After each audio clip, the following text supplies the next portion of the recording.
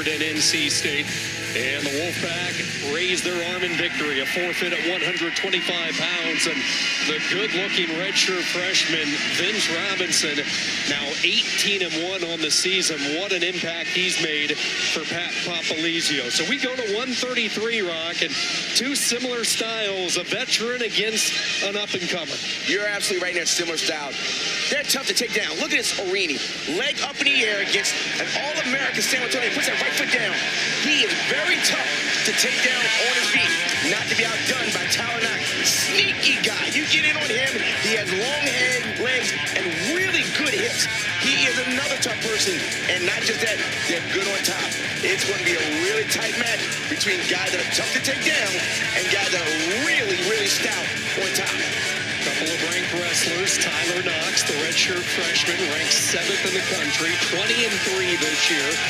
Keep in mind, Orine started this season up at 141. He made the move back down to 133 right before the Christmas break. Orine 3-2 since that move to 133 pounds. And now for the final time here inside Reynolds Coliseum on senior night, he is ready to go with the good-looking freshman Knox. What a good way to start Friday night duels. I was looking forward to this match since the beginning of the year.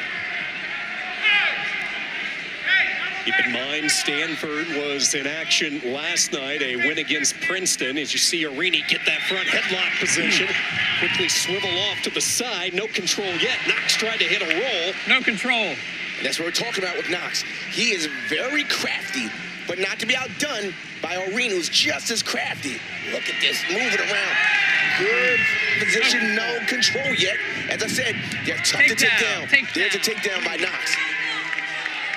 3-0. Knox gets himself in positions where you would say, look, he's going to panic. But for a freshman, he doesn't really panic. Looks like he's going in a position where he's going to put on his back, and he's just going to hang out and just accumulate riding time. Into that tripod position underneath. Orine trying to slip through the back door here. You see Knox getting a little high. So what's he do? He reaches across for that far ankle. Boy, this is a precarious spot for both wrestlers. And this is what we're talking about. Most people would panic here, but not Knox. But we're in a tough position right here. He's going to pull legs, look for back points. Look at this. He's not panicking. My knee would be torn. My hamstring would be gone in this position. This is rough. I can't explain this. It's not a spladle. Because both legs are in. They're looking for back points. Back points got to be coming up soon. Nothing unbelievable. This looks painful. Oh, get out.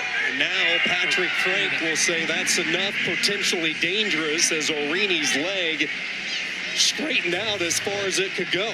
I mean, it was straight leg. That hamstring has been stretched and stretched and stretched. And as we see, Orine just walking around. Look at the pull. And you can see, look at the grimace. This is just uncomfortable. We talked about Tyler Knox positions where you should normally be able to panic, but he's not panicking. Good stuff here. Quick stand up by Orine. Approaching a minute to go in this opening period. A terrific scramble that ended up with Knox getting the only takedown. And you see the riding ability that this freshman from Groveland, Massachusetts has. Traveled all the way across the country for the opportunity to wrestle for Stanford. That's one. Absolute hammer on top, sticks in that leg near the edge. He's really nifty with his hips, but good job by Orine to figure out where he was, gets to an escape right on their feet. Out of bounds. Orine gets the point. 30 seconds to go in this opening period. A minute 43 of riding time, though, on that last carry by Tyler Knox. As we saw Orine walk back to the center, he's still shaking out that left leg. That hamstring that was stretched out in the first period, still stretching. Weirdly enough, Tyler Knox seems like he likes being underneath in this position right there where a lot of guys are panicking. It seems like he does his damage from this position. Orine trying to get that late takedown to close out this this first period. But again, as Rock mentioned, just no panic for Knox. Even though he's a freshman, he wrestles as if he's a senior. And here's the first takedown. He just followed the hips, got behind, takedown, and then he just put a really tough ride in this scenario.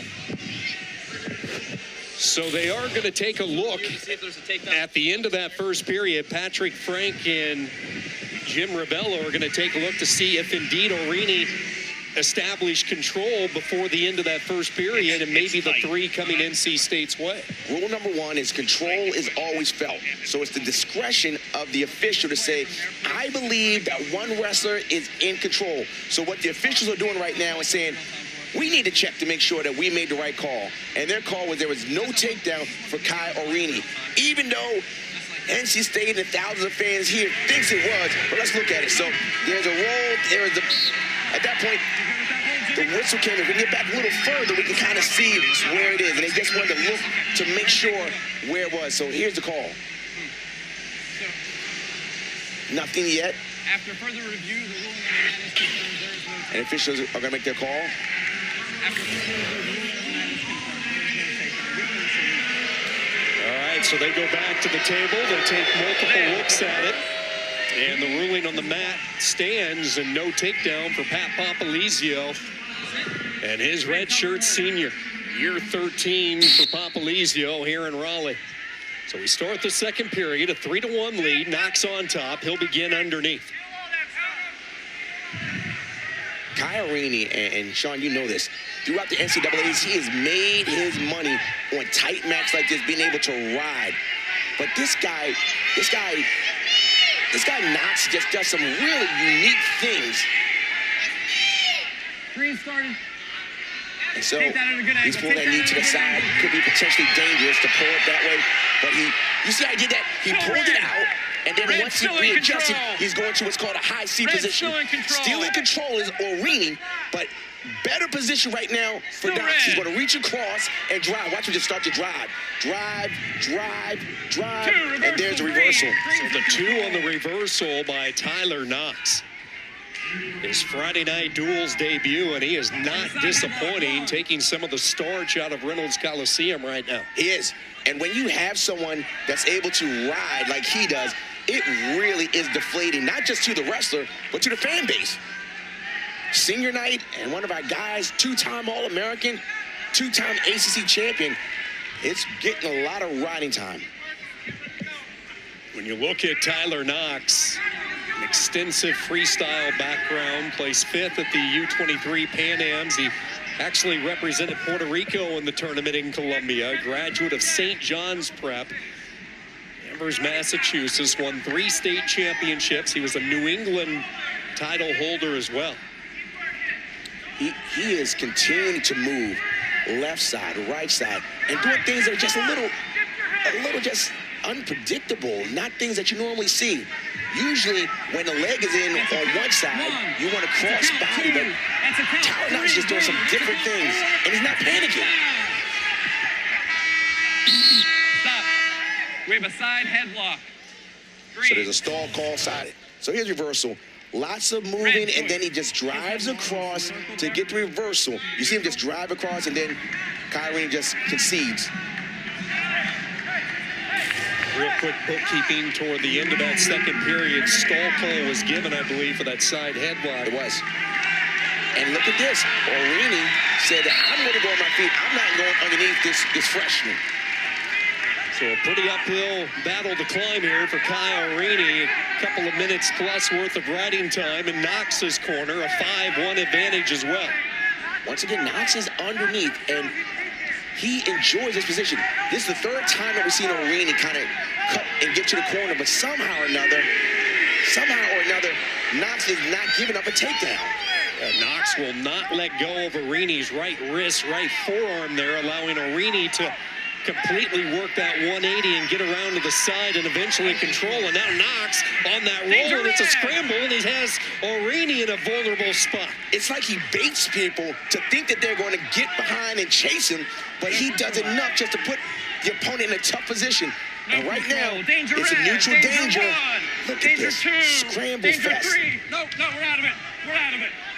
What we're seeing right now is unbelievable patience by a freshman against a senior, two-time All-American. And he's just getting enough motion. It's just on and on.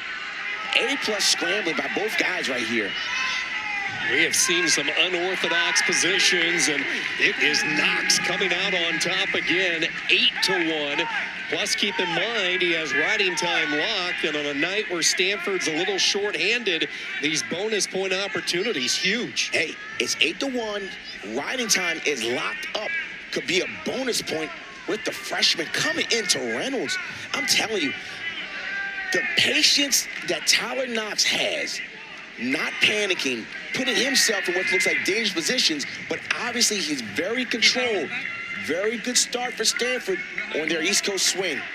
Well, the country was introduced to Tyler Knox back at the Midlands. He won that tournament, and now here in Raleigh on a Friday night, an impressive Friday night duels debut as he knocks out the two-time ACC champion, Orine, with the riding time and a major decision for Knox. 9-1 your final, and Stanford, after giving up the forfeit at 25, bounces back very strongly with their young talent.